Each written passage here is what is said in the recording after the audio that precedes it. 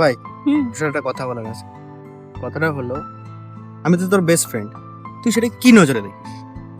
Best friend মানে তো ভালোবাসা, মানে সবকিছু তোকে সুখ দুঃখের কথা বলা যাবে, এটাই ভাবি। কেন? না তাহলে একটা কথা হচ্ছে, চল না রিলেশনশিপে যাই। হ্যাঁ, হ্যাঁ, ভেবে চিন্তে বলছিস তো? আমি ভেবে চিন্তেই বলছি।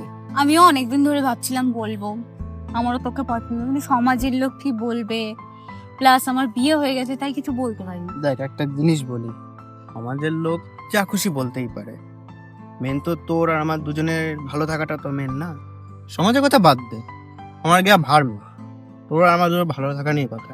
এবার তুই কি এটা সহমত দিবি সেটা কি বল? দেখ এখন আমরা রিলেশনে যাই, যা হবে পরে দেখা যাবে, তুই আমি ঠিক থাকলে সবকিছু। ঠিক আছে, চল।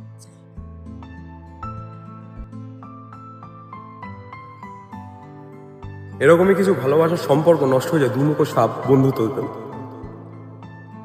বেস্ট ফ্রেন্ডের থেকে বেঁচে থাকবে যাতে তোমার আর আমার সম্পর্কটা ভালো থাকে। না রাখা কিছু কথা সময়েরই ঝরা পাতা দিয়ে যায় শুধু ব্যথায় বুকে।